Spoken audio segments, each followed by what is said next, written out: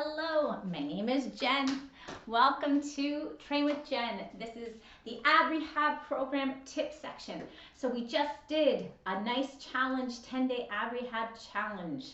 I had some great questions and I thought I would answer those questions and record them because the answers can be helpful for everyone else as well.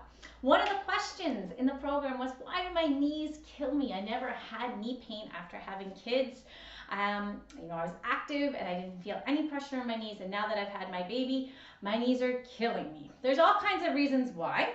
Okay, alignment is usually the key indicator that something is wrong, and we're going to talk thigh bone alignment. When we are pregnant and we carry our weight at the front, our kid is sitting at the front, what ends up happening is that our thigh bones end up spinning open a bit. Okay, this accommodates for movement in the pelvis and getting ready for birth. Once we've given birth, sometimes these thigh bones don't actually go back to a parallel position, right? So we need parallel position so that our hips and our glutes can fire, to keep the thigh bones in the socket and the pelvis on top of the socket, and to avoid bending the knees in a funny way as they're opening. So if we're walking with an open thigh bone, okay, our knees are not necessarily bending forward and back like they like to. They might have a little lateral movement on it, which is not great. So notice when you walk down the stairs, do you walk down the stairs with an open thigh bone?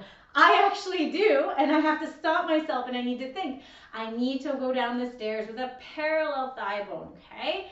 Bending from the ankles, going down the stairs parallel. What else can you do to help get the thigh bone in the socket and to keep those knees happy? Actually has to do with the rest of our core, with abdominals, obliques, hips, glutes, okay, back, shoulders, all those things.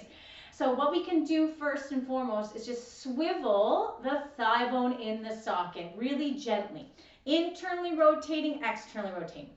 And if you know that you're really good at externally rotating, why don't you try internally rotating a little bit further, a very tiny bit further than what you're comfortable or normally going, okay? I'm not talking about pushing into any pain. I'm not talking about pushing into anything that's sharp, okay? We're just gonna think about rotating the thigh bone in the socket. Because if we can get some movement up in the hip socket, chances are we're gonna be able to fire up the side bum and the hips when we go to do that, which will help us engage, okay, and keep those thigh bones in the socket and keep those knees happy. Good. We also do 10,000 squats, right? 10,000 squats throughout the day while we're picking stuff up off the floor. Try to pick the stuff up off the floor by thinking about the bum moving backwards behind you and the ankles helping taking you down lower, okay? So if we can think about our bum cheeks moving back behind us and the ankles bending, we can take some of the pressure off the kneecaps. Our bum and our tailbone reach back and our bum cheeks get wide so the thigh bone can go into the hip socket and our glutes can help us lift back up. I know this is really hard, but I want you to try to avoid this forward flexion, straight leg, picking stuff up off the floor motion. Okay, it's going to destabilize the SI joint back here. It's going to be really bad for your upper abs if you have an ab separation. And it's going to put that knee in a hyperextended state, okay, which is very hard on the knee to be hyperextended. Okay, a couple more things we can do to strengthen up our hips and our glutes as a gentle side step. So I do this a lot in the ab rehab program. And I'm not going to do 1,000 here, but you will do it 1,000 in the ab rehab program. The side step, any type of gentle lateral motion. One, this motion actually gently fires up our side body and our obliques. Terrific. Why we need them? We need them for all kinds of reasons, but we really need them to keep our ribs on top of our hips instead of our ribs floating in front of our hips, right? So we need to think about a nice stacked spine. Two, lateral motion is good for firing up the side bum and the hips, right? It's what its job is to do, and that side bum and hip area will also help us, if we can kind of make it warm, make it work, will help us move our pelvis better, which will help us access our abdominals and our pelvic floor and our side body better.